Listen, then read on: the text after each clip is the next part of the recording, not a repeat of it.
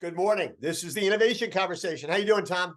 Doing good, Kevin. How are you? I'm doing great. I'm doing Mets are winning. It all feels good. Yeah, don't get too excited. No, I Day won't. by day, one day at a time. So I just wanted to sort of broach sort of a general topic this week, and that's sort of the subject of data, right? I mean, there's a lot of stuff going on there about data. There was the story this week about how 2D barcodes are going to be mandatory by 2025. And the idea is it will provide a lot more information to the consumer, as well as providing more information to retailers and to manufacturers. There's a bunch of companies out there that are doing things with in-aisle data collection systems, in stocks, trying to figure that, category management. You got robots wandering up and down aisles looking, collecting data. But I keep, all of which is impressive, but I keep wondering whether or not at some level, and you're going to have a much better feel for this than I do, are these companies like marrying, to the degree they can or should, information that they're collecting about the consumer and information they're collecting about product in the store, and putting it together in a way that's really effective? Because I'm not really seeing it to the degree that I would think it could be possible today. Am I wrong about that? Yeah, I mean, I think we're we're definitely in the early innings, which is crazy. You wouldn't think we'd be in the early innings because we've been collecting, POS data that can be tied to a customer for probably 30 years now in some way, shape, or form, right? So it's been a long time. But I think we're in the early innings of how it's being used. As a member of a retailer's loyalty program, like, you're recognized as a member of the program, you get discounted pricing. The more sophisticated of the retailer programs will give, offers specific to you. So you'll get kind of your set of offers. They kind of come to you in bulk, right? You get your kind of set of offers for a period of time, and so that's interesting. But I don't think we've gotten even close to really being able to activate, what we should know about products, categories of products and need in customer, and then what do we know about customer needs, and what do we know about that specific customer need? Yeah. I think that's something that the whole space is getting at, but we've tended to be more, leveraging data at higher levels to drive strategies at higher levels. And I think how we individually impact a customer, it's definitely happening a little bit out there, but I think it's in the very, very early innings. Yeah. I guess at some level it reflects the degree to which so many retailers are still siloed, right? They're just not, they're collecting data in different ways about different things, and they're not either not seeing the opportunity or not taking advantage of the opportunity to sort of break down the silos and say, "Ooh, guess what we could do if we're really smart about this," and not in a way that infringes on consumer privacy, because I think you can be really good about that. Yeah. And still be much more effective about creating an understanding, having this understanding about what consumer A buys and what's in the store, and how do we put those together. Yeah, I mean, I think that one of the most important roles that you're starting to see more in retail now is this notion of the chief data officer, or a function that is responsible for bringing together all of those data sources. Because, and yes, traditionally IT would have those data sources because the data does tend to run through, a system in the company that IT, is responsible for. So yes, IT has had it, and lots of times the chief data will sit in IT or sit side by side with IT. And yeah, their objective is to break down those silos, and their objective is to, be able to pull together this disparate data, get it in the form, not necessarily in form, but making sure that you pull the elements out or have the elements to be able to come together to influence that customer experience. And then there's a lot of companies in the data and analytics space today, that's helping retailers understand that so they can build strategies off of that data. Seems to me though, if you have and this goes to more maybe, structural problems in a lot of retailers, if you have a chief data officer, Yeah. and their job is to do what you just described, basically what you've got to not just give them the hammer, the sledgehammer that's going to allow them to knock down the walls, but makes the CEO has to be able to say to everybody in the company, hey, when this person knocks down the wall, it's not vandalism, it's construction. 100%. Right? Yeah, And that's a key insight. It is. I mean, I think, yeah, I mean, it ultimately comes down to, we use this term we use this term a lot in the innovation conversation, but it comes down to customer centricity, right, and how you are truly focusing on your customer to serve them. And that cuts across functions. It's owned by all functions, led by the CEO. And then, you could have like a chief customer officer, or somebody that's, at a very senior level that is in charge of building that relationship and executing on that relationship and pleasing those customers. That is, that is a key role. But I think it is the CEO, and it does become cultural, that everybody kind of wants I mean, you should want, if you're in a department, that's generating data, you should want that data to go off somewhere and be super valuable, right, to your overall offering. And then it should probably even come back to you in helping you be more efficient, in your function, right? Whether you're managing inventory, whether you're, building, category and assortment plans, right? Whether you're building marketing plans for the company, any of those areas, there's so much data opportunity. You're an input to the data. You're also a user of the data. Yeah. And by the way, I'm going to correct you on something. You just said that that customer centricity is a phrase that we use too much on Morning Newsbeat. I actually know. Yeah, I almost said too much. I'm trying to say a lot. Yeah, you say it a lot, but I know you don't feel we use it too often, because it is what it's all about. It's the most important thing, and it is the most important thing that so many companies don't do. Kevin, I cannot tell you, in the course of my day working across many retailers, most they aspire to be customer centric. Right. Some actually act in a customer centric way, more than some act like a traditional company that is siloed, Right. that is more focused on, my function, my objective, my negotiation, my own turf.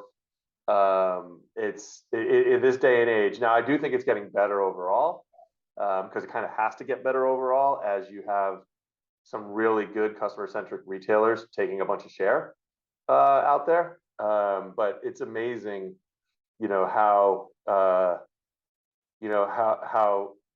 far short of truly being customer-centric, overall as an industry, that we should be. I was thinking about this because on Monday I needed to run up to Stu Leonard's to pick up a couple of things for dinner. And while I was there, I bumped into Stu Jr., right? And I know Stu both as a customer and also because of my work on Morning Newsbeat. But we had a great conversation, interesting conversation. They're doing a lot of reconstruction in the store and stuff like that. But I walked away and I thought to myself, I shop at Stu Leonard's, I shop at Costco, Wegmans, Stop and Shop, Trader Joe's, Palmer's, which is a local independent. We've got a ShopRite not too far from me. Those are all substantial retailers. And from none of them, and I don't know if this is geographic, maybe it's demographic. Maybe I'm just so old they're not interested in identifying me, right? But at no point, lifetime value is in question. At no point do I ever feel like, as a customer, that they have any idea who I am. None. Yeah. And I didn't even mention Whole Foods, which is owned by Amazon. It's really sad. And none of those. And to me, that's such an opportunity. And again, I don't think it's because of my demographic. I just think they're not doing it. Well, they have the data. Certainly they have it from your transactions. So they have the information. It's a question of how they're acting on it. And we see, retailers acting on it in varied ways. Some, you put in your phone number, you're considered loyal and you get the discount that everybody else gets. That's not really loyalty, right? That's, I don't even know what that is. And then some will curate offers for you based on your behavior. Yeah. By the way, So I know there is, it's called, in essence, it's called a bribe. We're going to bribe you to shop with us. yeah, well, yeah, and I think there is of course, there's a next level of that, right?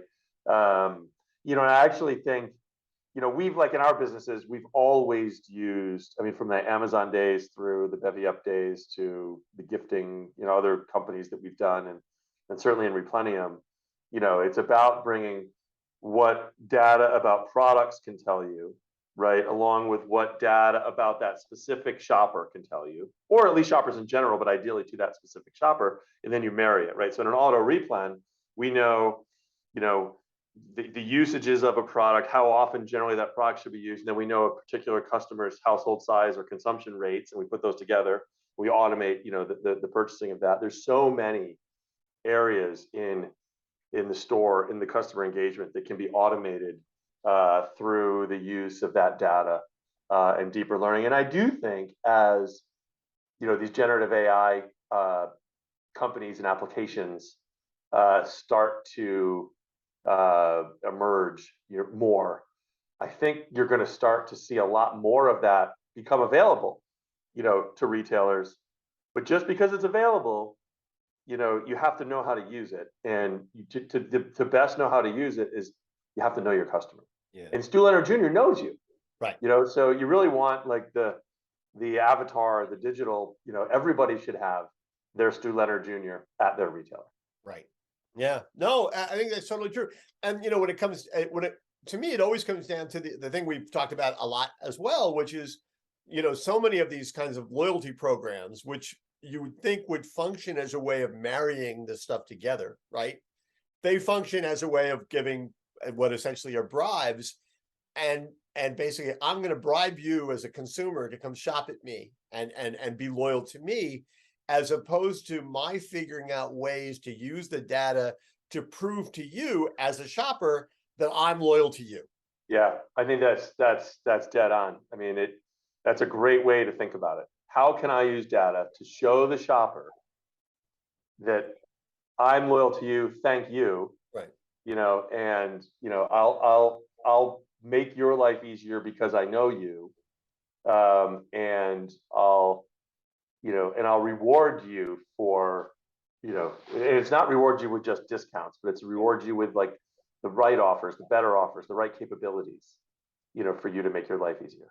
Yeah, I mean, not to oversimplify it was funny. We had that story about the Uber CEO who worked as a driver for a while because he wanted to get a sense of the driver experience. And there was some conversation on Morning Newsbeat about the idea that, yeah, that's what C-level executives ought to be. They got to be in the store so they have a sense of what the experience is like. But it almost sounds like the other thing they need to do is they need to get on the floor, and they need to have their people with them so they can say to whoever, right, see that lady shopping on aisle 5? What do we know about her, and how do we know how often she shops with us, and how are we treating her different? And then once you've isolated that lady or that woman on aisle 5, you then can extrapolate from that and say, but how are we doing with the man on aisle 3, or those teenagers on aisle 7, or whatever it happens to be? Yeah. But it's almost it's really hard to be that granular, but don't they have to sort of aim for that kind of granularity? Well, I think it is today. It's hard to be that granular, just giving data, compute power, and frankly, the applications, or the kind of the customer, the customer application, the customer interface through which that data activates. Right. But I think as all that gets better, and as you're building capabilities, at the shelf for the customer, in their lives, in their home, I think you can do it. And I think it absolutely can be, because you're a customer. Yeah.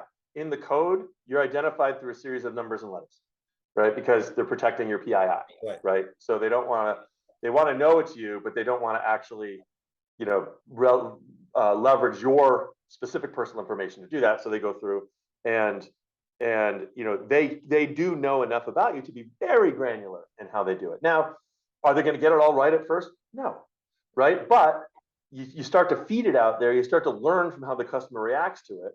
and then you evolve, and ideally you have a system that evolves itself, right? So the Right. system will see how you're interacting with the data. It will continually change and enhance the data that's being used, and how it's being presented to you, to the point where you show your appreciation for that and the efficacy that you're buying more, that you're shopping more frequently, those kinds of things. Yeah. But as you say, the computing power is only going to get greater, right? Yep. It's only going to get easier to access. It's only going to get cheaper. It never Mm-hmm. gets more expensive. 100%. Yeah. And at a time when, listen, people are still worried about Amazon. People can continue to get more and more worried about Walmart, and everybody's worried about what a Kroger Albertsons tie-up looks like. At the end of the day, the solution is, I'm oversimplifying, but Mm-hmm. it seems to me the solution is, how much do we know about that woman on aisle 4? That's the solution. You're still the retailer serving the customer. Whatever's happening with these big behemoths and their mergers and all that stuff, that's, you got to keep your eye on what's happening there, because you ultimately have to compete with that, and you want to serve your customer better. But it's all about how you serve your customer. Right. There you go. Good place to end. Hey, good to see you as always. And I'll talk to you soon. Look forward to it. Thanks, Kevin. Thanks, everyone.